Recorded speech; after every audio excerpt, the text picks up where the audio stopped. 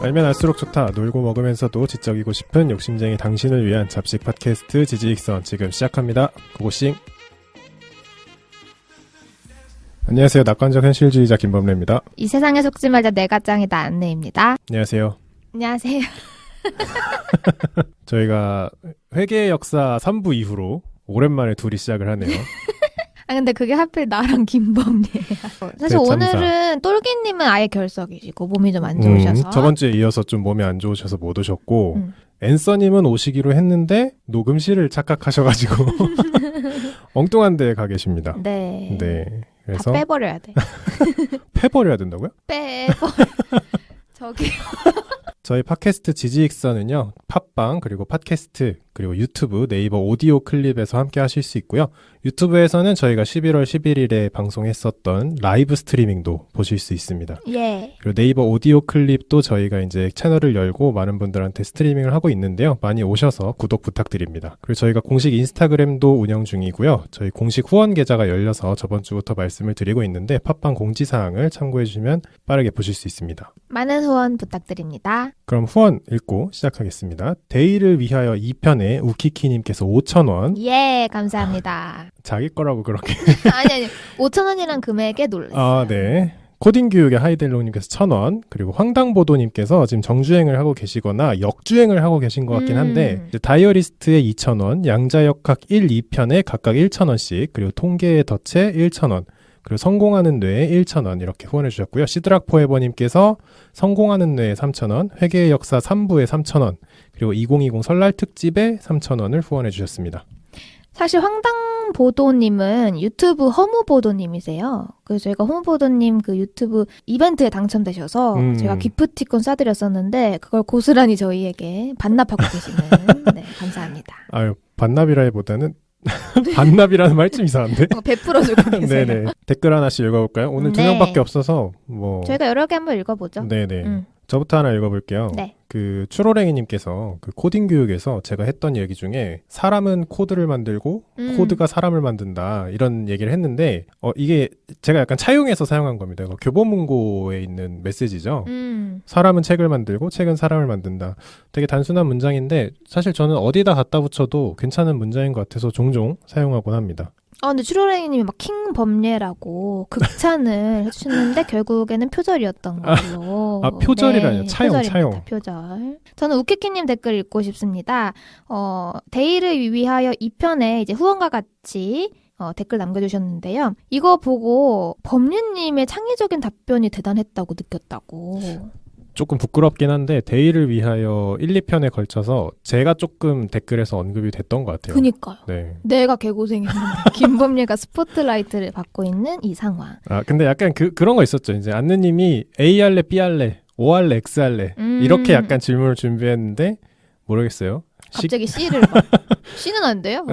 그런 생각을 좀 해가지고 이런 얘기가 있었던 것 같아요. 저는 또 시드락 포에버님 댓글 읽어보고 싶습니다. 후원도 지금 많이 해주시고 어플과 PPT를 사용해서 약간 팬아트라고 이게 팬아트라고 해야 될까요? 약간 맞아요. 뭐라고 해야 되지 이거를? 약간 카툰라이징이라고 하나? 어쨌든 이렇게 그림처럼 바꾸는. 네, 맞아요. 카툰처럼 이렇게 바꿔서 올려주셨어요. 시드락 포에버님 감사합니다. 저는 좀 특이하게 유튜브 댓글을 하나 더 읽어볼게요. 역시 기발하다. 왜요? C를 얘기하는 남자. 우리 지금 팟빵 댓글 읽고 있는데 유튜브 댓글을 가져오는 사람. 네네. 그 저희 라이브 스트리밍 했던 그 생각하는 뇌였나요? 성공하는 뇌?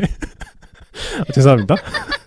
아니 제게 아니다 보니까. 아니 좋다고 그러지 않았어요? 나 잘했다고? 얼굴이 빨개지셨네요. 열받잖아요 지금. 그 성공하는 뇌 이제 라이브 스트리밍에 댓글이 달린 게 있는데 팟빵에서 듣다가 범례님을 보려고 왔습니다. 이런 댓글이 있었는데 이것 때문에 얘기했던 건 아니고. 그것 때문이잖아요. 아니에요. 이 고깔님께서 제 목소리가 정연욱 기자님과 목소리가 똑같다 라고 말씀을 해주셨어요. 그래서 생긴 건 또 비슷한지, 그러니까 생김새가 비슷한지도 궁금해서 들어오셨다고 해주셨는데 근데 약간 이게 누구신지를 떠나서 김범리님의 음성이 아나운서라는 직업이랑 비교가 된다라는 게 너무 감사한 김범리 일이죠. 나부랭이가 아나운서에 비유된다라는 점이 아유, 감사합니다. 그리고 오늘 이 에피소드가 올라가는 날이 11월 30일이죠. 그래요? 11월 30일에 몰라요. 네 그래요. 아니 편집자가 모르면 어떡해. 30일에 올라오는데 저희 음성이 다른 채널에 한 번 더 올라갔습니다. 저와 똘기가 별책부록 채널에 가서 같이 책보다 별책부로. 네, 책보다 별책부록 그 채널에 놀러 가서 같이 음. 녹음을 했고요. 그 에피소드가 오늘 자정에 아마 올라왔을 거예요. 네, 책보다 별책부록 채널에서 저희 지직선을 초대해 주셔가지고 안타깝게 모두가 콜라보를 하진 못했지만 똘기님과 범례님이 지직선을 대표해서 얘기를 나누고 오셨어요. 어땠어요? 재밌었어요. 우선 그 새로운 환경에서 녹음한다는 게 정말 오랜만에 느껴보는 약간 옛날 생각도 나고 우리 처음 만나서 막 서로 눈치 보면서 얘기하던 생각도 나고 재밌었습니다. 지직선 홍보 많이 하고 왔어요? 아니요, 녹음 열심히 하고 왔어요. 이럴 수가. 이럴 수가. 자, 그럼 이제 본론으로 네. 들어가 보도록 하겠습니다. 좀 아쉬운 게 제가 오늘 준비한 주제가 뭐예요? 주제가 들어봐요. 준비한 주제가 좀 어려운 주제를 정했어요.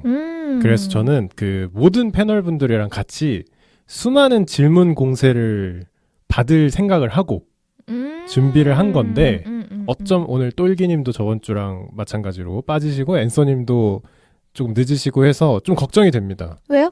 저로는 충분하지 않은가요? 그러니까 제가 질문을 많이 받고 싶었던 이유는 혹시나 청취하시는 분들도 궁금한 게 있는데 저희 패널 분들이 질문을 안 하고 넘어가면 좀 헷갈리실 수도 있잖아요. 그래서 많은 분들의 질문을 좀 받고 싶었는데 질문 받을 분이 앞에 앉아 계신 한 분밖에 없어가지고 네, 도넛 먹고 있습니다.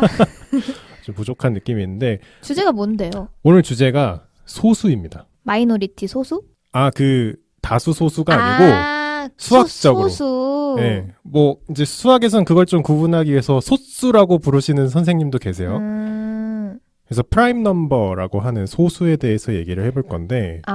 이유 그건가요? 본인과 1만을 맞아요. 약수라고 하나? 그렇죠, 그렇죠. 약수로 갖고 있는 수. 네, 그게 소수죠. 똑똑하다. 네. 똑똑하다. 충분하네요. 부족하지 않습니다. 네, 그래서 오늘 소수에 대한 얘기를 할 건데 제가 이걸 얼마나 비장하게 준비했냐면 마음속으로는 이거는 조회수도 조금 포기하더라도 저도 제목 듣고 느꼈어요. 누가 이걸 누를까?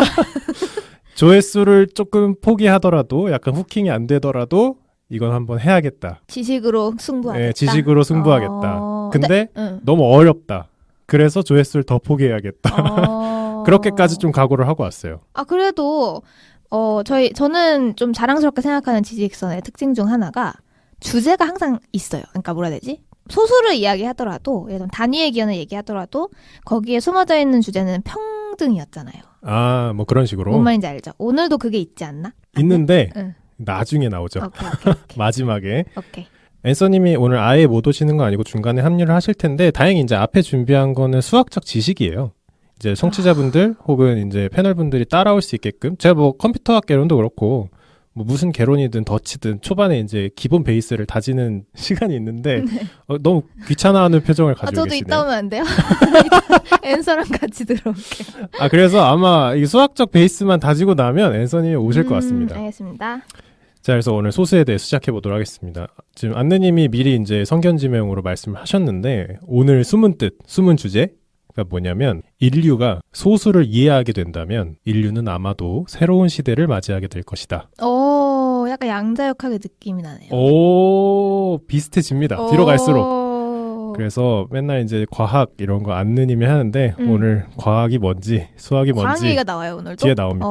한번 얘기를 해보겠습니다. 과학이랑 수학 얘기를 하셔서 말인데 저희 과학의 모든 것 편에서 혹시 기억나실지 모르겠는데 범례님이 하나도 안 나는데? 범례님이랑 하몽님이 계셨어요 그때. 두 분이서 뭐라 했냐면 과학과 수학은 다르지 않다 파.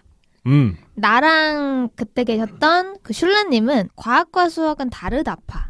그 끝까지 좁혀지지 않는 첨예한 대립이 있었어요. 약간 수학 없이 과학이 어떻게 있을 수 있냐 이러면서 기억나네요. 오늘 뒤로 가면 그 연결점이 있습니다. 자, 우선 수학적 베이스 먼저 빠르게 다지고 진행해 볼게요. 소수에 대해서 얘기를 할 거니까 소수가 뭔지 알아야겠죠. 저희가 소수를 처음 마주하는 순간은 대한민국에서 초등학교 5학년쯤 됩니다. 그때 안느님이 아까 약간 초입에 말씀하셨던 1과 자기 자신으로만 나누어지는 수라고 배워요. 그래서 뭐 2도 배우고 3도 배우고 7, 뭐 11, 뭐 5도 있고 이렇게 배웁니다. 그래서 우리가 소수를 굉장히 어릴 때 만나요. 근데 이 소수는 전 세계 어느 유능한 수학자도 풀지 못한 미스터리한 수예요. 우리가 굉장히 일찍 배웠지만 사실 이 소수라는 건 아직까지 밝혀지지 않은 미지의 영역입니다. 그거에 대해서 좀 오늘 탐험을 해볼 건데 그래서 오늘 좀 한 4가지 정도만 먼저 얘기를 해보면 약수라는 거 알아야겠죠. 앞에서 1과 자기 자신으로만 나누어지는 수라고 표현을 했는데 이 나누어진다 라는 걸 수학적으로 표현하면 약수라고 합니다. 약수. 어떤 수를 나누어 떨어지게 하는 수. 그러니까 나머지가 없는 거죠. 뭐 4 같은 경우는 2로도 나누어 떨어지고. 그러니까 4의 약수는 1, 2, 4인 거죠. 그렇죠. 그렇죠. 오케이. 그렇죠. 그리고 뭐 3의 약수는 1하고 3. 이렇게 1과 자기 자신만을 약수로 가지면 방금 얘기했던 소수와 동일한 정의입니다. 그리고 공약수. 공통된 약수. 맞아요. 중학교 때 배우는데 뭐가 있을까요? 3하고 6. 이러면 3이 공약수인 거죠. 둘 다 3으로 나누어 떨어지니까. 그리고 서로소가 있습니다. 서로소. 서로소. 네, 이거를 나 알 것 같아. 네네. 1과 4가 서로소인 거죠. 어떻게 해요? 서로소가 뭔데요? 근데 맞긴 해요. 1과 4가 서로소긴 맞잖아. 올탱이 없어. 최대 공약수가 1인 경우예요. 그러니까 이게 서로소라는 단어가 좀 I got it. 오케이. 서로소라는 단어가 굉장히 생소한데 이거 영어로 하면 소수가 프라임 넘버거든요. 이 서로소가 코 프라임이에요. 코 프라임? 네. 서로 프라임이다. 네, 그쵸. 그러면은 최소 공약수가 1인 거야? 최대 공약수가. 최대 공약수가 1인 경우. 두수의 최대 공약수가 1일 수밖에 없는 걸 서로소라고 하는데. 그러면 잠깐만. 뭐 예를 들면 3이랑 7도 서로소잖아요. 그쵸. 근데 이제 꼭 소수가 아니더라도 두 수가 약수가 겹치진 않을 수는 있어요. 네. 소수일 필요는 없고. 그렇죠. 소수일 필요는 없고 두 수의 약수가 겹치지 않으면 서로소라고 얘기를 합니다. 그리고 이제 그 반대가 있겠죠. 합성수라는 것도 있는데 이게 우리가 일반적으로 얘기하는 자연수들이에요. 약수가 3개 이상인 수들. 그럼 뭐 그냥 뭐 4 같은 경우도 1, 2, 4 이렇게 3개가 약수고. 그래서 9. 오늘 그렇죠. 9도 그렇고 사실 이건 뭐 되면 무한이 될 수 있어요. 그래서 우리가 지금 초등학교 한 5학년부터 중학교까지의 과정을 한번 싹 훑은 거예요. 제가 아까 앞에서 수학 베이스 다지면 앤서니 올 것 같다 그랬는데 정확하게 수학 베이스 끝나고 앤서님이 합류하셨습니다. 끝났어요 수학 베이스? 네네. 벌써요? 나 뒤질 뻔네. 너무 아쉽다. 그래서 앤서님한테 여쭤보려고요. 네, 벌써요? 지금 급하게 합류하셨는데 앤서님 인사부터 하시죠. 정답은 없다. 내가 찾은 답만 있을 뿐. 앤서입니다. 네. 네네. 자, 인사 끝났으니까 이제 질문을 좀 드려볼게요. 네. 소수가 뭐죠? 소수요? 네, 수학적으로. 수학적 소수? 1과 자기 자신으로만 이루어진 수? 그쵸. 좀 더 정확하게 하면 1과 자기 자신만으로 나누어지는 수. 네. 충분합니다. 넘어가겠습니다. 뭐야? 베이스 있어. 네, 그래서 지금 소수에 대한 약간 수학적 베이스를 좀 생각을 해봤어요. 그래서 초등학교 5학년부터 중학교까지 얘기를 좀 했는데 저희가 소수를 사실 다룬 적이 한 번 있어요. 언제? 암호학개론 때 현대의 암호가 풀리지 않는 이유는 소수를 문제로 삼았기 때문이다. 얘기를 한 적이 있는데 그때 무슨 얘기를 했냐면 RSA 암호 이런 얘기 하면서 현대의 암호 그 암호가 2개의 소수의 곱으로 암호화가 된다. 뭐 들은 것 같기도 하고. 네, 그래서 이 곱해진 수를 가지고 어떤 소수와 어떤 소수가 곱해진 걸까요? 라고 물어보면 찾기가 너무 힘들어서 지금까지도 해결되지 않는 암호로서 현대에도 사용이 되고 있다. 라고 얘기를 드렸었는데 거기서 사용되는 소수랑 같은 소수예요. 그래서 사실 지지익선에서 소수를 한번 언급한 적이 있는데 오늘 그 소수에 대해서 좀 더 딥하게 들어가는 시간입니다. 자, 소수가 그냥 숫자예요. 어떻게 보면은 1과 자기 자신으로 나누어지는 수를 다 소수라고 하는데 안느님이 솔직히 정확한 반응일 거예요. 지지익선이 소수한다. 소수 뭐 한다는 거야? 이럴 텐데 그러니까. 뭔 말이야? 자, 이제 수학자들이 아니어도 돼요. 철학자도 상관없고 이런 생각을 합니다. 물음이 생겨요. 소수에 대한 물음. 소수는 과연 무한할까? 그런 생각이 있을 수 있고요.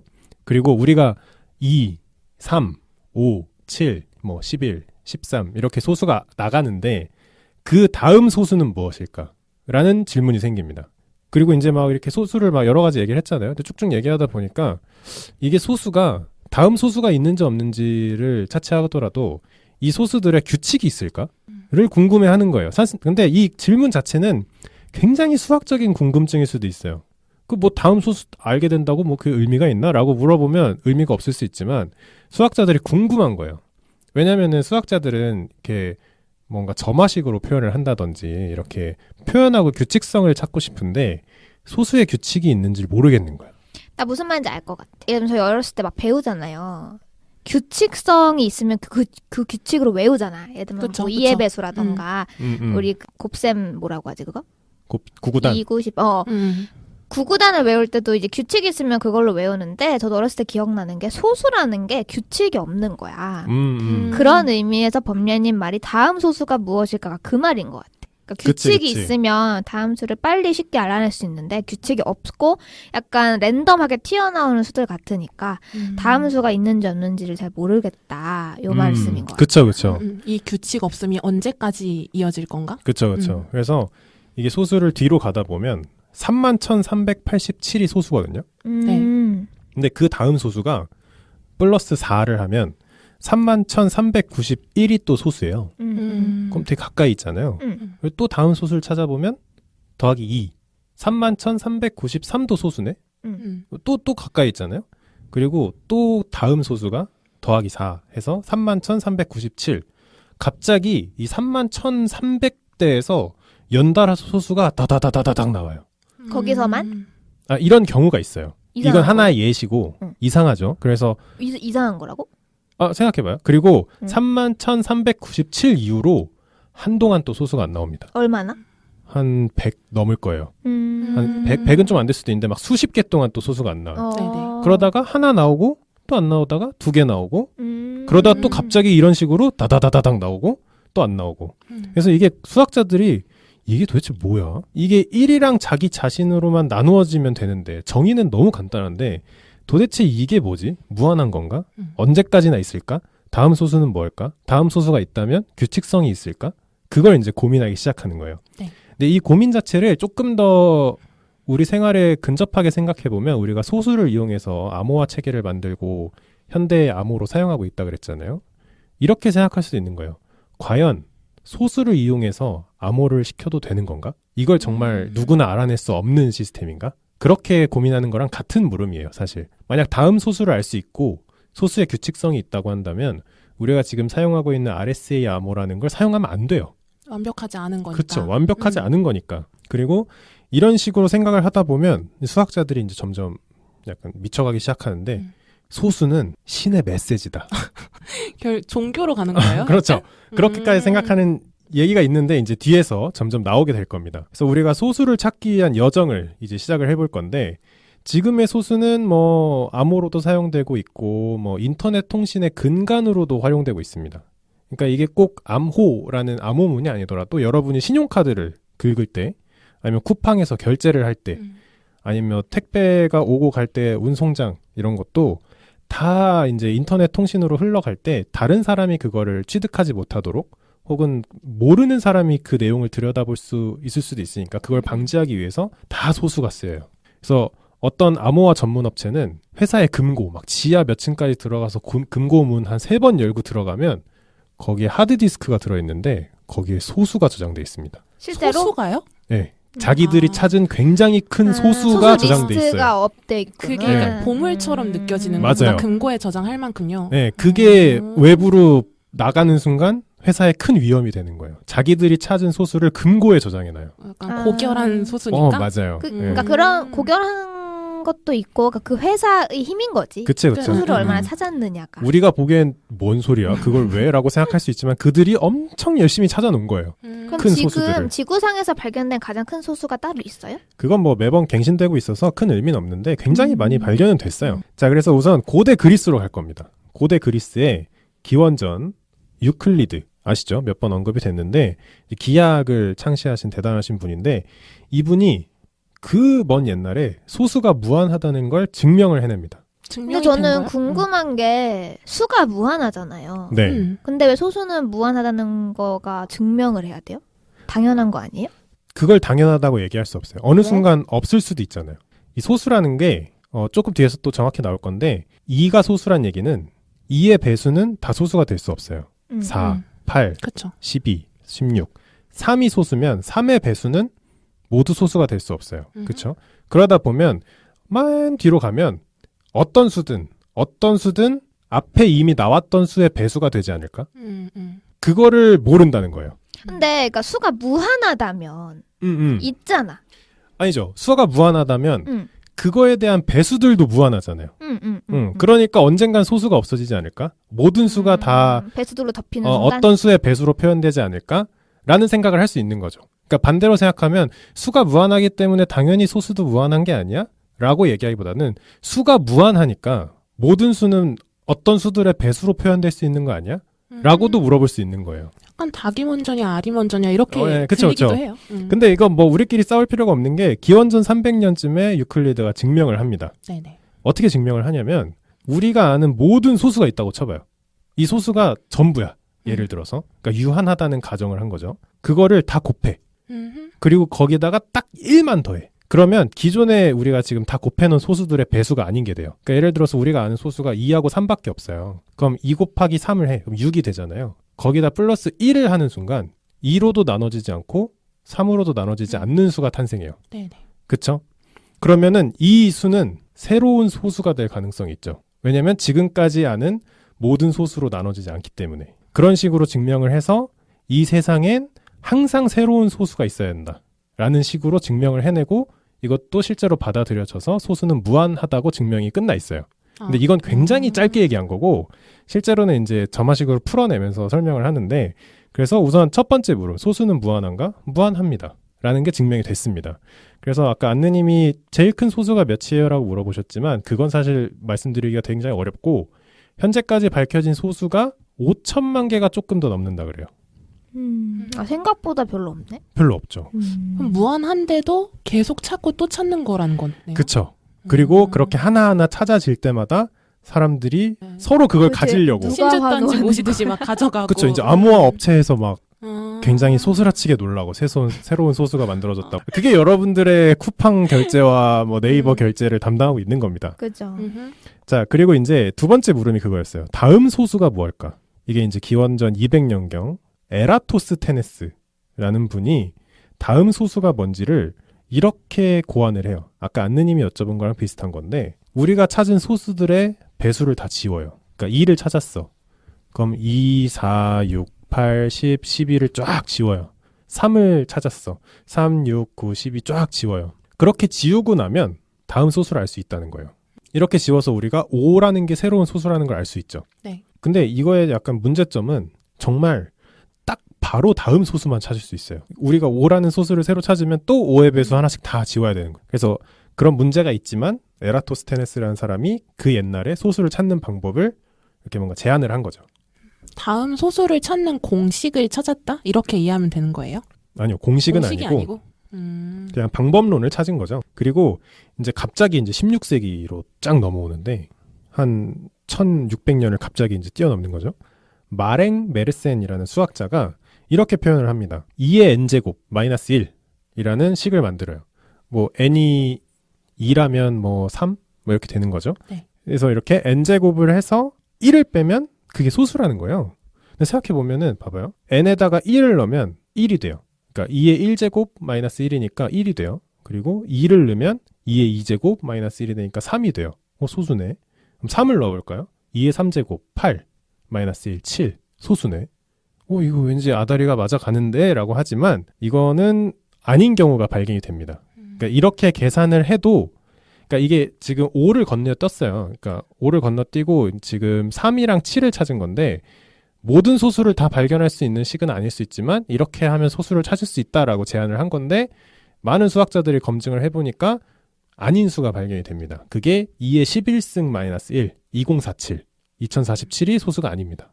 그래서 이게 깨지게 되고요. 이런 식으로 수학자들이 점점 이 소수의 규칙성을 찾기 위해서 노력을 하는데 이 노력이 병적으로 집착하기 시작해요. 그러니까 어떻게 보면 수학사의 이름을 남길 수 있는 티켓이에요. 소수의 규칙성을 찾는 거에 대해서. 올림피아드 같은 거구나. 그렇죠. 네. 올림피아드 수준이 아니니까 거의 네, 뭐 네. 준 노벨상 혹은 수학자들 사이에서는 뭐 노벨상, 필즈상 이런 거 다 필요 없고 소수의 규칙성을 찾는 순간 슈퍼스타가 되는 거야. 초슈퍼스타가. 그래서 이거에 이제 도전장을 내는 사람들이 생기는데 우선 18세기 가우스, 그 유명한 가우스가 도전장을 냅니다. 이 가우스는 조금 설명을 드리면 어릴 때부터 수학 천재예요. 이 사람은 제가 알기로는 초등학교 나이 때 다음 소수를 찾는 게 취미였대요. 귀엽다. 재밌게 논다. 이렇게 양피지에다가 이렇게 숫자를 쓰면서 소수가 뭔지를 막 찾고 막 이랬대요. 근데 이 가우스라는 친구가 열심히 이렇게 숫자를 쓰다 보니까 우리가 아까 앞에서 말했던 현상을 마주해요. 어느 순간 소수가 다다다다닥 나타나다가 또 어느 때는 또 안 나타나요. 한동안. 그러다 또 한 번 나오기도 하고. 그래서 정말 숫자를 늘려서 손으로 엄청나게 계산을 했대요. 만 단위까지인가 네. 천 단위까지인가 계산을 했는데 아무리 숫자를 늘려봐도 규칙성이 안 나오는 거예요. 그래서 가우스가 이거에 대해서 소수는 규칙성이 없는 게 아니냐 이런 얘기도 했었는데 그래서 여러 가지 이쯤에서 소수에 대한 추측들이 나와요. 소수는 아마 이럴 것이다 라는 추측들이 나와요. 그게 이제 하나가 쌍둥이 소수의 추측이라는 게 있는데 5와 7, 11과 13 이런 두 개의 소수를 묶으면 그 차이가 2가 나는 소수가 항상 있다는 거예요. 아까 위에서 희한한 소수를 한번 설명해 드렸는데 31,391과 31,393 네. 이것도 딱 2가 차이 나거든요. 그러네요. 그러니까 소수가 규칙성은 없는 것 같은데 이렇게 딱 숫자 2만큼 차이 나는 소수는 항상 있더라 라는 추측을 하나를 합니다. 이건 추측이에요. 증명된 건 아니고. 그리고 골드바흐의 추측이라 그래서 또 하나 있는데 모든 짝수는 이건 소수가 아닙니다. 모든 짝수는 소수를 2개 더하면 만들 수 있다. 자, 우리가 8이라는 수가 있잖아요. 그건 그냥 짝수죠. 얘는 3 더하기 5로 만들 수 있다는 거예요. 10도 3 더하기 7로 만들 수 있다는 거예요. 12도 5 더하기 7로 만들 수 있다는 거예요. 이때부터 이제 수학자들 사이에서는 그런 생각이 드는 거예요. 이 수를 이루는 이 뭔가 DNA라 그래야 되나? 우리가 알고 있는 수체계를 이루는 뼈대는 소수다. 소수만 정복하면 우리는 수를 정복할 수 있다. 라는 이제 생각들이 생기는 거예요. 그러면서 조금 더 나가면 앞에서 그런 얘기를 했었죠. 소수는 신이 주신 메시지다. 라고까지 가는 거예요. 근데 왜 이 소수는 신이 주신 메시지인가라는 얘기가 나오냐면 진짜 신기한 거 하나 말씀드릴게요. 매미 아시죠? 매미. 맴매. 여름 되면 그쵸? 여름 되면 우리 귀를 시끄럽게 하는 매미가 땅속에 굉장히 오래 있다가 그 이제 나무에 올라타서 성체가 돼서 조금 울다가 죽는 네. 그런 신기한 곤충인데 땅에 얼마나 있느냐에 따라 매미를 구분짓거든요. 정확하게 소수년도만 땅에 있어요. 뭐야? 여기서 보통 7년 아니에요? 맞아요. 7년 네. 매미. 한국에서 7년 매미가 많은 걸로 저도 알고 있는데 여기서부터 이제 여러분들이 진짜 소수는 신의 메시지인가 아닌가에 대해서 빠져들게 됩니다. 매미는 전 세계적으로 5년 매미, 7년 매미, 13년 매미, 17년 매미가 존재합니다. 그게 다예요?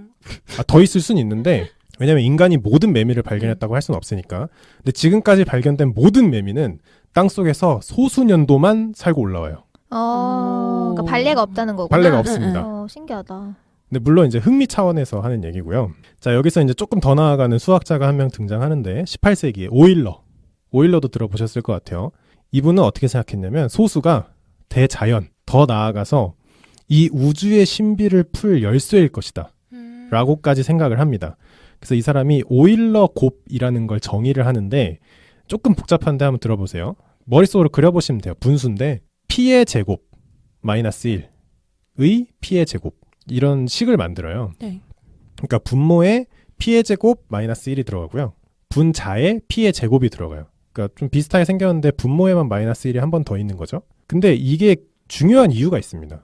이 p라는 게 그 알파벳 p라는 게 소수 프라임 넘버의 p예요. 그러니까 여기다가 소수를 넣으면 뭐 2를 넣는다고 하면 2의 제곱 마이너스 1분의 2의 제곱이 되는 거예요. 그러면 뭐 3분의 4가 되겠죠. 네. 네, 그런 식을 쭉 곱합니다. 그러니까 p가 1일 때부터 2, 그 다음에 3, 5, 7 이렇게 p를 소수로 바꿔가면서 식을 다 만든 다음에 이걸 다 곱했어요. 어떻게 보면 이게 수학자가 아닌 일반인 시선에서 보면 뭐 어쩌겠다는 어쩌라고. 거.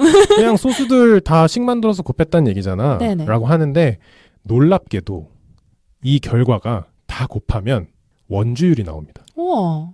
이거 좀 되게 신기하다. 정확하게 원주율이 되는 건 아닌데 원주율 제곱 나누기 6이라는 숫자로 수렴을 해요. 근데 이제 뭐 제곱과 나누기라는 건 떼어낼 수 있는 거기 때문에 이게 소수를 대충 식을 만들어서 다 곱했더니 우주를 이루는 궁극의 도형이라고 얘기하는 원주율이 나옵니다. 재밌다. 그러니까 어디까지 그러니까 P를 1부터 어디까지 상정해도 그 값이 나온다는 거예요. 그렇죠. 이게 이제 극한 정리해가지고 이제 수렴하는 방향을 보는 거죠. 그러니까 원주율이 나온다는 거예요. 그래서 오일러는 어떻게 표현하냐면 불규칙을 모두 곱했더니 규칙이 나왔다라는 말을 합니다. 그래서 사실 이제 이과생들은 여기서 소름이 쫙 돋아요. 이게 신의 뜻이 아니고 뭐야. 그렇죠, 그렇죠. 그리고 원주율은 우리가 이제 가장 잘 아는 초월수 중에 하나죠. 네.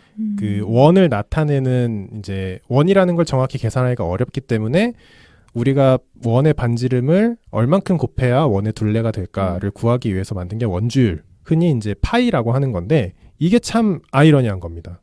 안느님 우주 좋아하시잖아요. 모든 행성이 어떻게 생겼죠? 동그랗게 생겼죠. 그리고 소수에는 규칙이 없다고 했는데 불규칙들을 오일러 곱의 형태로 만들어서 쫙 곱하면 완전한 형태의 원이 나와요. 거기서 한번 이제 수학자들이 이제 호호호 한번 하는 겁니다. 그리고 한 가지 더 있는데 이 수학자 가우스 위에서 얘기했던 수학자 가우스가 열심히 이제 그 계산을 해서 300만까지의 소수를 발견을 해요. 이분 제가 보기엔 계산기인 것 같아요. 네. 소수를 발견을 하고 이 소수가 몇 번째 소수일까? 내가 9227이라는 소수를 찾았어. 이게 이 다음의 소수가 뭘까 이런 게 아니고 이게 몇 번째 소수일까? 그게 궁금한 거예요. 혹시 몇 번째의 규칙성이 있지 않을까? 그래서 그 질문을 찾다가 로그표라는 걸 보게 됩니다. 그러니까 로그표라는 건 뭐냐면 이게 로그에 대한 좀 이해가 있으시면 좋은데 그냥 이제 특정 숫자랑 대응되는 로그 숫자를 만들어 놓은 표예요. 로그라는 건 이제 일종의 수학식인데 그 중에 로그는 여러 종류가 있지만 자연 로그라는 게 있습니다. 말 그대로 내추럴 로그라는 게 있는데 앤서님한테 여쭤볼까요? 달팽이 껍질, 네. 태풍의 구름, 은하수의 모습 이 세 개의 공통점이 뭐죠? 뭐 감싸고 있다? 감싸고 있다? 아닌가? 빙글빙글? 빙글빙글. 조금 더 소용돌이 모양? 그쵸. 소용돌이 모양. 조금 더 이제 수학적으로 표현하면 나선 구조. 이렇게 뭔가 그 청취하시는 분들 머리로 떠올려보면 이렇게 소용돌이가 이렇게 빙글빙글 돌아서 가운데로 모아지는 느낌으로 그러니까 약간 변기물 내리면 내려가는 느낌이라고 할 수 DNA 있고 나선 구조 같은 거 말하는 거예요? 아니야. 응. 달팽이의 그 요거 동그란 그쵸. 동그란가? 달팽이 껍질에 동그랗게 점점 안쪽으로 들어가는 모습. 뭐 우리 가르마도 그런 모습으로 돼 있죠. 네네네. 빙글빙글 돌면서 안으로 컵라면에 들어가고. 들어있는 그 햄 있잖아. 어묵 맞아. 어묵이에요 그게? 모르겠어. 네. 그것도 이제 어쨌든 나선 구조를 가지고 있는데 이 나선 구조의 길이와 빙글빙글 돌고 있는 모습을 정리해 놓은 게 자연 로그 표라는 게 있습니다. 근데 이 가우스라는 사람이 내가 찾은 소수가 몇 번째 소수일까를 열심히 계산해 봤더니 오차가 존재하긴 하지만 소수가 커질수록 이 오차가 점점 작아지면서 언젠간 같아진다는 걸 증명을 해요. 그리고 그 같아진다는 걸 증명을 하고 나서 이 소수가 자연상수로 수렴한다는 걸 알게 되는데 우리가 파이, 원주율 파이처럼 이 수학계에는 자연상수 2라는 게 존재합니다. 그래서 이것도 하나의 초월수예요. 우리가 파이를 원주율 파이를 3.141592 블라블라블라 하는 것처럼 자연상수 2도 자연을 설명하기 위해 인간이 만들어 놓은 하나의 숫자인데 이게 2.718281 막 이렇게 나가거든요. 이거로 수렴을 해요. 그래서 가우스가 찾은 거와 오일러가 찾은 걸 합쳐보면 아무런 규칙도 없이 무한히 계속될 것 같은 소수가 수학에서 중요시하는 자연의 상수 두 가지와 동일한 연관성이 있다는 걸 찾는 순간이 되는 거예요.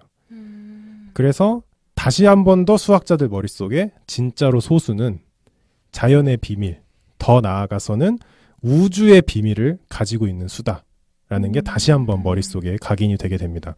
그러니까 원주율이랑 똑같은 거예요. 자연상수라는 게 이제 인간이 자연을 설명하기 위해서 정의를 해놨는데 소수를 이용해서 그걸 도출할 수 있었던 거죠. 자, 여기까지 얘기하면 이제 좀 더 그 현대까지 오는 과정이고 이제 19세기에 들어서면서 어마어마한 수학자 한 분이 등장합니다. 그리고 이분이 우리들에게 문제를 하사하시고 세상을 떠나시죠. 그분이 리만이라는 분이에요. 저 처음 듣는데 알아요? 리만 처음 들어요? 왜 처음 듣지? 진짜 리만? 안내님 어떻게 아세요? 전 들어봤어요. 이게 유명한 가설이죠. 리만 가설. 리만 가설 때문에 우리가 좀 이렇게 알고 계신 분이 있는데 이게 소수에는 규칙성이 있는가라는 질문에 대한 인류 사상 최대의 난제 중 한 개입니다. 밀레니엄 문제 중 한 개고요. 상금이 걸려있는 문제예요. 그래서 우리가 리만 가설에 대해 아주 짧게 얘기를 해볼 겁니다. 자, 우선 리만 가설은 지금으로부터 한 150년 전 그러니까 1859년쯤에 천재 수학자 리만이 세운 가설인데요. 우선 이 가설 자체를 말씀을 드려볼게요. 이해하실 필요 없습니다. 제타 함수의 비자명적인 제로점은 모두 일직선상에 존재하는가라는 게 리만 가설이에요. 근데 이걸 이해하실 수는 없는데 저도 이해를 못하지만 우선 여기서 비자명적이라는 거는 오늘 설명을 안 할 거예요. 왜냐하면 이건 복소해석학이라는 복소수 개념을 알고 있어야 돼서 스킵을 하고 제타 함수에 대해서 얘기를 하면 우리가 아까 얘기했던 오일러 곱 있죠. 뭐 다 곱했더니 원주율이 나왔던 어마어마한 식이 있는데 그거랑 비슷한 식이에요. 근데 거기서는 p의 제곱으로 식을 만들었지만 여기는 p의 x제곱으로 그걸 바꿔요. 그러니까 2제곱 하던 걸 x제곱으로 바꾼 거예요. 그러니까 좀 더 많이 곱할 수 있겠죠. 그리고 p랑 x라는 두 개의 식으로 그래프를 그릴 수 있거든요. 3D 그래프를 그릴 수 있는데 이거를 이제 프라임 소수를 넣고 x에다가 어떤 수를 넣고 계산을 어떻게 하다 보면 이 식의 값이 0이 되는 순간이 있어요. 그러니까 곱해서 0이 된 거죠. 그리고 처음에 리만은 이 곱한 값이 0이 되는 지점 이게 무작위로 있을 줄 알았어요. 왜냐하면 소수가 불규칙하잖아요. 네. 그러니까 뭐 어떻게 곱하다 보면 0이 될 수도 있겠지. 하지만 그게 굉장히 산발적으로 그래프에 그려질 거라고 예상을 했어요.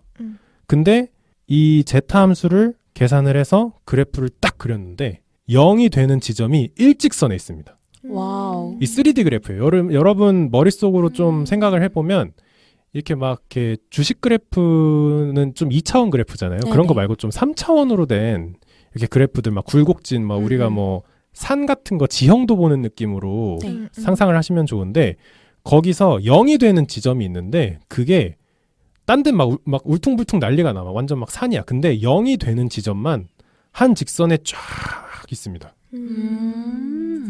그래서 이제 이 리만이 까무러칩니다. 이게 뭐지? 나는 분명히 소수는 불규칙하니까 소수를 넣고 다 곱해보면 불규칙한 그래프가 나올 거라고 생각했는데 0이 되는 지점이 한 직선 안에 있는 거예요. 그래서 이 사람이 다른 제로점을 더 찾아봐요. 0이 되는 데를 조금 더 찾아보는 거야. 계산을 해봐서. 근데 찾으면 찾을수록 계속 같은 직선에 있어요. 그래가지고 이 사람이 가설을 세웁니다. 아마도 내가 아직 찾진 못했지만 아마도 앞으로 찾아질 모든 제로점도 일직선상에 있을 것이다. 이게 바로 리만 가설이에요. 그리고 리만 그 자신도 이걸 증명하지 못하고 숨을 거둬요. 근데 이 리만 가설에 이제 도전하는 사람들이 후대에 등장을 하게 되는데 이거가 좀 중요한 이유는 만약 이게 해결이 된다면 그래 이렇게 계산했더니 그 제로점이라는 게 이런 방식으로 일직선상에 있더라 라고 하면 소수의 규칙성을 찾을 수 있는 가장 결정적인 역할을 할 수 있는 거예요. 왜냐하면 소수를 넣었더니 0이 되는 점이 규칙을 가지려면 소수도 규칙이 있어야 되거든요. 그래가지고 이제 등장하는 사람들이 나오는데 여러분이 아는 유수한 수학자들이 다 나옵니다. 자, 우선은 조금 마이너하신 분들부터 고드프리 하디와 존 리틀우드라는 굉장히 유명한 수학자들이 있었어요. 이분은 수학자계의 막 슈팅 스타야. 뜨면은 막 너무 젊고 잘생겼고 아이돌 같은 거였구나. 그쵸. 학교에서. 그리고 두 명이 같이 다녔거든요. 근데 이 사람들 둘이 콤비로 수학 문제를 풀면 못 풀던 게 없었어요. 그래서 두 콤비로 둘이 같이 낸 논문이 100편이 넘어요. 그리고 이 사람들이 왜 그랬는지 모르겠는데 1941년에 이 제로점이 일직선상에 무한한지를 증명하기 위해 투입됩니다. 그리고 인생이 망가지기 시작해요. 그래서 이 사람들이 증명은 해요. 증명은 하는데 1941년에 이제 논문을 냅니다. 제로점이 무한히 일직선상에 존재한다는 걸 증명을 해요. 해요? 네, 증명을 하는데 문제가 있습니다. 제로점이 일직선상에 있다는 걸 증명을 했는데 이제 수학계에서는 그게 증명이 안 된 거예요. 그럼 일직선이 아닌 곳에 없다는 걸 어떻게 알죠? 다른 곳에도 있는데 일직선상에도 있었던 걸 수도 있잖아요. 그래서 너가 증명한 건 일직선상에만 제로점이 존재한다는 걸 증명한 게 아니라 일직선상에만 제로점이 있을 수 있다는 거지 다른 데 없다는 걸 증명하지 못했다. 다른 데가 없다는 것까지 증명을 해야 리만 가설이 증명이 된 거다라고 하는데 이걸 해결을 못해요. 이 두 콤비가. 혹자들 얘기로는 이 콤비가 만난 사상 최악의 문제라고 인생에서 처음 만난 못 푸는 문제라고 얘기를 할 정도인데 그래서 이분들은 결국 못 풉니다. 네. 그러니까 어떻게 보면 그런 거죠. 일직선상에 제로점이 있다는 건 증명을 했지만 다른 곳에는 없다는 걸 증명하지 못한 약간 비운의 수학자가 돼버린 거죠. 그리고 그 다음으로 등장을 합니다. 여러분도 아시는 존 내쉬. 수학과 경제계의 거물이 최고의 경제학자이자 수학자이고 천재라는 수식어를 달고 다는 이분이 그리고 당시에는 수학 난제라고 생각되는 문제 중 4개를 해결한 사람이었어요. 이제 스타가 한 명씩 옵니다. 소수 뭔데? 그럼 갖고 와봐. 그래서 이제 리만 가설 증명 절차에 착수를 하고 어떻게 증명을 하시기 시작하냐면 리만 가설이 옳다는 가정하에 반례를 찾기 시작해요. 그러니까 어떻게 보면 증명하는 방법 중 하나겠죠. 그리고 본인이 찾았다고 내가 리만 가설이 거짓인지 참인지 증명할 수 있는 방법을 찾았다고 이렇게 공표를 해요. 네네. 그리고 내가 깐진하게 리만 가설 만들어진 지 100주년 되는 기념식에 가서 내가 증명하겠다. 사람들이 막 환호합니다. 역시 뭐 존 내쉬 장난 아니네. 쇼맨십이 있네. 네, 쇼맨십이 있는 거죠. 그리고 100주년에 강단에 서요. 네네. 그리고 갑자기 강단에서 횡성수설하기 시작해요. 오. 했던 말을 또 하고요. 땀을 뻘뻘 흘리고 막 앉았다 일어났다를 반복하고 알고 보니 이 리만 가설을 증명하다가 정신분열증에 걸립니다. 뭐야. 그리고 한동안 수학계를 은퇴하세요. 네네. 그때의 충격으로. 그래서 이때부터 이제 수학계에서는 리만 가설은 건드리면 안 된다. 이거 인간 뭔가 인생을 망치는 가설이다라고 해서 기피를 하다가 이번에 새로운 수학자가 등장하는데 앨런 튜링이 등장합니다. 들어봤다. 그 이제 튜링 머신 음. 하면서 나오는 이미테이션 게임인가요? 영화로도 네네. 한번 나왔고. 베네딕트 컴버배치가 주연이었죠. 그렇죠. 그래서 아까 존 내쉬도 이름을 많이 들어봤다 했는데 그 러실 크로우 주연의 뷰티풀 마인드. 맞아요. 뷰티풀 마인드. 저 이거 기억나요. 봤었는데 약간 괴짜처럼 나와요. 약간 사회성 결여된. 실제로 약간 그랬겠죠. 그렇죠. 뭐. 그리고 이제 앨런 튜링 암호학개론에서 잠깐 네네. 언급이 됐고 컴퓨터학개론에서도 잠깐 언급이 됐었던 이분도 천재예요. 그냥 천재인데 이분도 리만 가설 증명에 착수를 합니다. 그리고 이분은 좀 존 내쉬랑 다르게 리만 가설이 틀렸음을 증명하고자 해요. 그러니까 참인 걸 증명하는 게 아니고 거짓임을 증명하려고 일직선상이 아닌 곳의 제로점을 하나라도 찾자. 그러니까 어떻게 보면 똑똑한 거죠. 그렇죠. 일직선에 무한이 있는지 어떻게 알아? 그거 말고 일직선이 아닌 곳에 제로점 한 개라도 나오면 리만 가설은 거짓이니까 찾아보자 해가지고 앨런 튜링다운 접근을 합니다. 기계를 만들어요. 거대한 계산기를 만들어서 제로점을 다 계산해봐요. 네. 샅샅이 막 뒤집니다. 그리고 3개월 동안 계산기가 돌아가요. 와. 근데 제로점이 그 직선을 벗어난 제로점이 단 한 개도 발견이 안 돼요. 3개월 동안? 네. 오히려 그 계산기가 그 직선상에 있는 1000개가 넘는 제로점만 찾아줘요. 사람이 미칠만하네. 그리고 앨런 튜링도 물론 이것 때문은 아니지만 이후에 여러 사건이 겹치면서 결과적으로 어떻게 되시죠? 자살하시죠. 그 사과를 베어물고 독사과를 베어물고 자살을 하시죠. 그래서 옛날에 이제 이게 애플의 로고의 시초가 아니냐 뭐 그런 얘기도 있었는데 잡스가 아니라 그랬고 그래서 앨런 튜링도 결국엔 리만 가설에 손을 댔던 수학자 중 한 명처럼 굉장히 안 좋은 최후를 맞이를 합니다. 그리고 한 분 더 나오는데 루이드 브랑주 박사님이 계세요. 지금 살아계신 걸로 제가 알고 있는데 이분은 다른 걸 열심히 하시다가 리만 가설로 오신 게 아니라 리만 가설만을 증명하기 위해 살고 있는 수학자입니다. 그러니까 학계에 들어갈 때부터 지금까지도 계속 리만 가설만 증명하려고 살아가는 사람. 네. 그리고 이분이 생각한 게 뭐가 있냐면 이제 안느님이 좀 관심이 생길 거예요. 이분은 원자와 소립자의 세계인 양자물리학 그 규칙성에 소수가 관련이 있을 거다라고 생각을 하세요. 왜냐하면 양자역학에서는 세상이 무작위로 운동한다고 표현을 하거든요. 네. 막 꿈틀꿈틀 막 무작위로 움직인다고 표현을 하고 실제로 안느님께서도 비슷한 얘기를 한번 해주신 적이 있어요. 근데 그게 무작위처럼 보이는 이유는 그 꿈틀꿈틀거리는 양자역학의 움직임이 소수를 따르고 있기 때문이다라고 생각하시는 분이에요. 그래서 이분은 리만 가설을 3번 정도 증명했다고 생각하고 논문을 제출하는데 오류가 빈번히 발견돼서 실패를 하시고요. 지금 나이가 엄청 많으세요. 완전 백발의 노인이신데 지금도 도전 중이십니다. 자, 그리고 이제 안느님의 눈과 귀를 확 틔워줄 박사님이 한 분 나옵니다. 누굴까? 몽고메리 박사님이 나오는데 이분은 조금 시각을 달리 봐요. 이분은 뭘 생각하냐면 일직선상에 뭐 제로점이 있네 마네 뭐 모르겠고 뭐 존 내시도 못하고 앨런 튜링도 못한 걸 뭐 내가 뭐 어떻게 하겠어라고 생각하고 혹시 제로점들이 나타나는 간격에 규칙이 있지 않을까? 아, 간격에. 네, 간격들에. 그래서 어차피 소수는 불규칙한 것 같으니 뭐 모르겠고 이 제로점의 간격에 대한 식을 한번 세워보자 라고 생각을 해서 뭐 빠르게 설명을 해보면 사인, 그러니까 코사인 사인 네. 할 때 이제 삼각함수 사인 파인 u 나누기 파인 u의 제곱이라는 식을 만드세요. 그리고 이게 그 제로점들의 간격이다 라고 이제 발표를 하시는데 어느 날 우연히 몽고메리 박사가 미시간 대학교에서 커피를 마시고 있었는데 정말 우연히 옆자리에 원자 물리학을 지금 공부하고 이제 그 하고 계시는 다이슨 박사님을 만나게 돼요. 그러니까 두 분 다 교수님이신 거죠.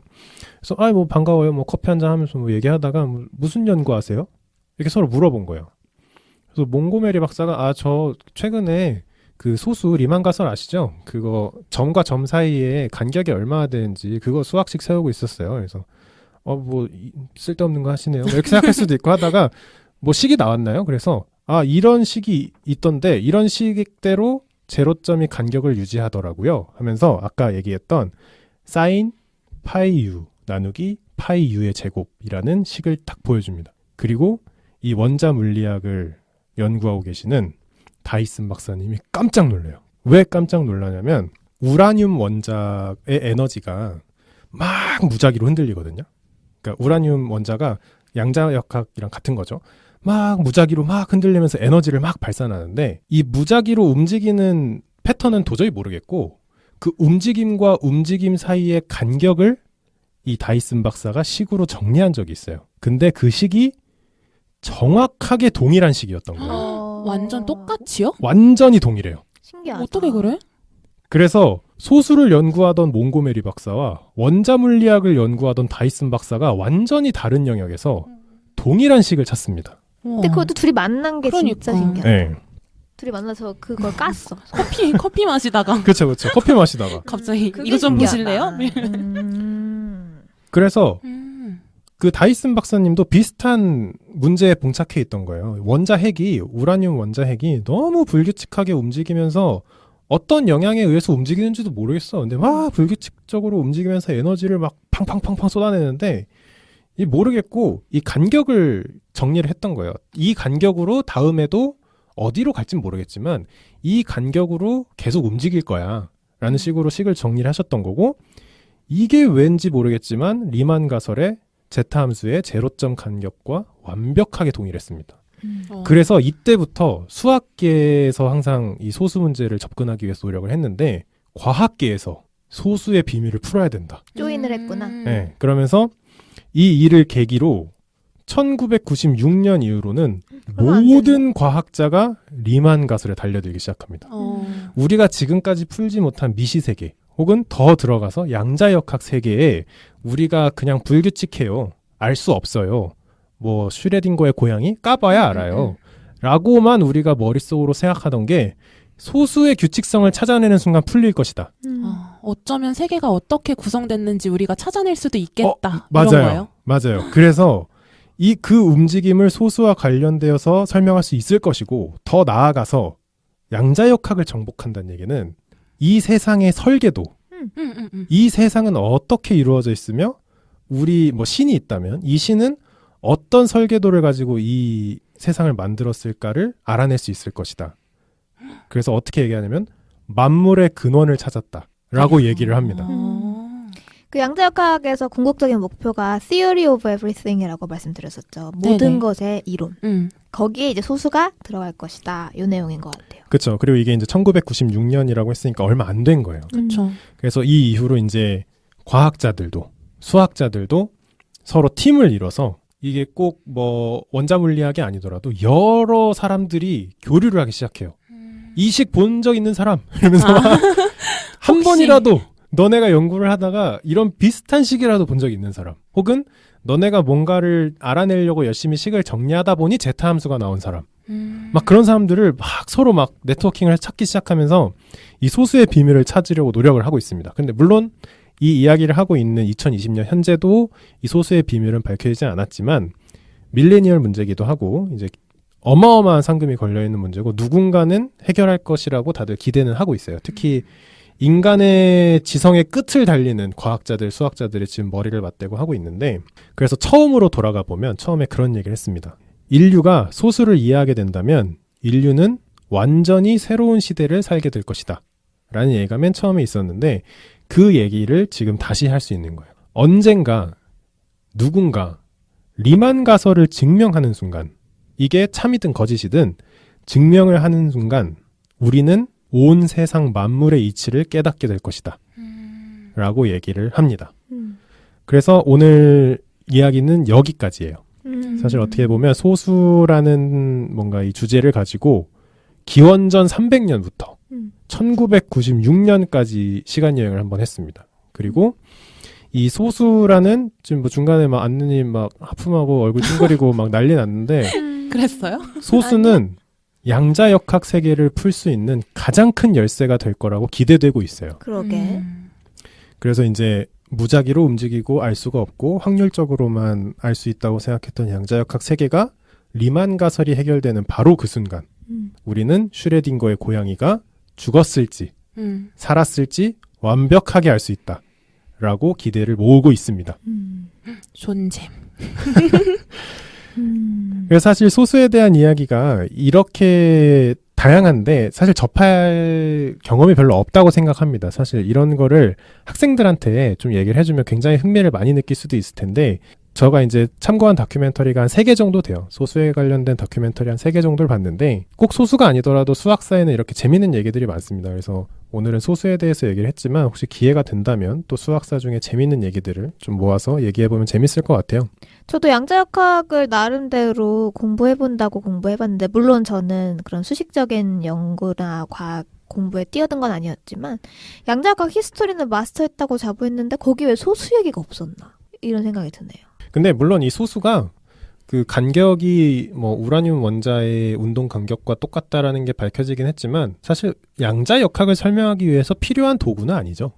양자역학이라는 그 테마를 설명하기 위해서 소수를 반드시 언급해야 된다는 건 아니지만 지금 한참 그 지성의 끝을 달리는 교수님들은 혹은 뭐 연구자들은 여기까지 지금 고려를 하면서 양자역학 세계를 설명하려고 노력을 하고 계시다는 걸로 이해하시면 좀 더 편할 것 같아요. 그럼 거기까지 갈 것 같은데?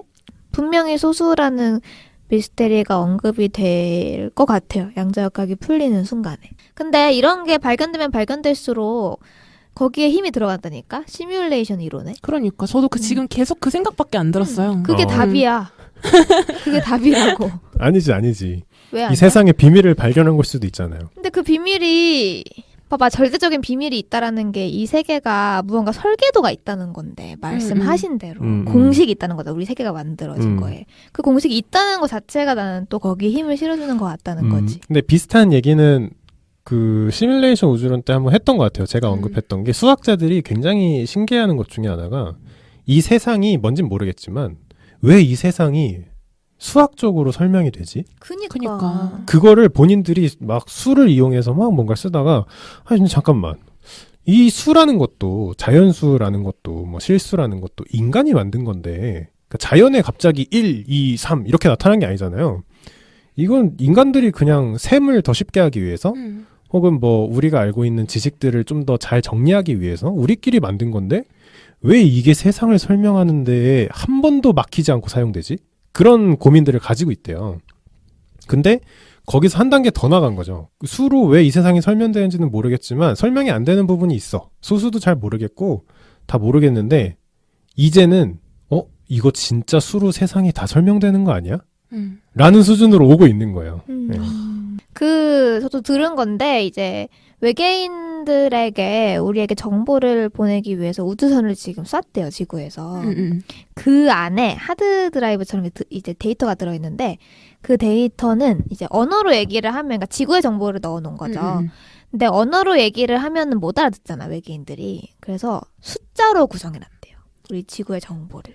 그거 제가 알기로는 보이저 탐사선인 걸로 알고 있는데 거기에 이제 금색 원판에다가 네. 지구에 대한 설명을 써놨는데 말씀하신 대로 뭐 영어로 쓰나 뭐 한국어로 쓰나 외국인들이 보기엔 똑같으니까 절대 변하지 않는 물리학적 법칙을 이용해서 그걸 써놨대요.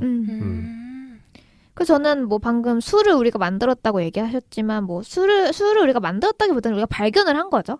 그리고 우리가 알고 있는 문자로 설명을 해놓은 거고 1, 2, 3도 우리가 만든 거니까. 그러니까 원래 있던 이치인데 우리가 좀 알기 쉽게 우리는 말로 정리한 게 아닌가. 그래서 고로 우리는 시뮬레이션에 살고 있는 게 맞다. 맞다. 결론이 이렇게 되나요? 아, 이거 말고 있어? 근데 맞는 것 같아 저도. 아, 뭐 그거 말고 뭐가 있어라고 말하면 사실 뭐 내가 아나? 뭐 모를 수도 그쵸. 있는데 그런 거죠. 약간 이 세상이 적어도 어떻게 구성되어 있는지는 알 수 있겠죠. 그걸 누군가 시뮬레이션에서 만든 것까지는 모르겠지만 아, 이 세상이 이렇게 구성되어 있었구나라는 건 알 수 있겠죠. 그래서 오늘 소수에 대한 얘기, 앞에서 이제 뭐 약순위, 공약순위, 뭐 재미없는 얘기 많이 했는데 뒤로 갈수록 조금 이제 한 곳으로 모아지는 그런 느낌으로 준비를 해봤습니다. 그래서 앞에서도 한번 미리 쿠션 매트를 깔았지만 여기까지 오신 분이 별로 없을 거예요.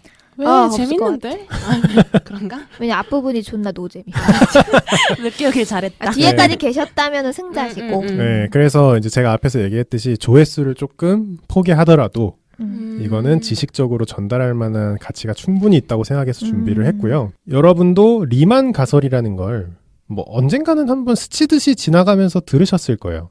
제타 함수의 비자명적인 제로점은 모두 일직선상에 존재하는가? 그 앞에 말들은 못 들어봤고 그 일직선에 존재하는 거 이거 들어본 것 같아. 이거 음. 영화도 있지 않아요? 뭐 있을 수도 있어요. 워낙 유명한 가설이기 때문에. 그래서 이렇게 살면서 한번 휙 지나갔던 가설이 우리 인류사에 얼마나 지대한 역할을 하고 있는지 그런 걸 좀 느낄 수 있는 회차였으면 저는 충분할 것 같습니다. 소감 얘기하고 마무리해볼까요? 전 들으면서 오늘 너무 재밌었는데 길게 듣지는 않았지만 근데 들으면서 옛날이랑 지금이랑 그 순수 이론을 찾아내는 사람들이 연구하는 환경이 굉장히 많이 변했잖아요. 근데 그렇기 때문에 우리가 생각하는 것보다 빨리 내 숨이 닿는 시점에서 이 세상의 진리를 알게 되는 때가 오진 않을까 혹시? 뭐 그런 생각도 들고 너무 재밌게 들었습니다.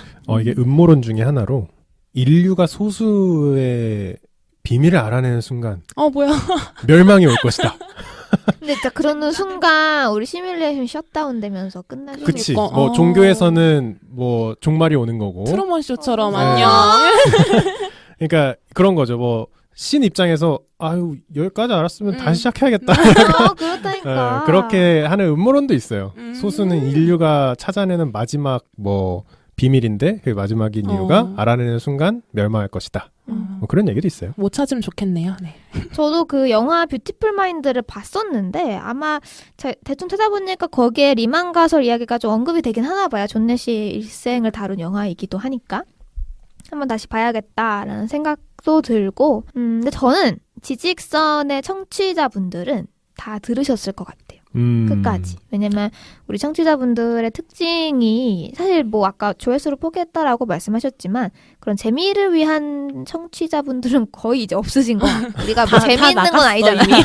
우리는 이미 재미를 위한 방송은 아니니까 지금까지 다 들으셨을 것 같고 뭐 느낀 점이나 또 추가 정보들이 있으면 댓글로 알려주시면 저희도 좀 보충해서 이해해 보도록 하겠습니다.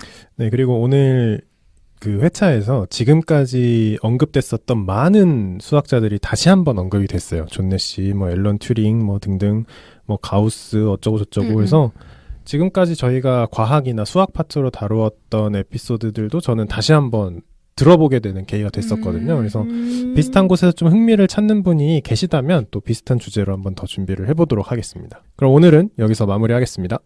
감사합니다. 감사합니다.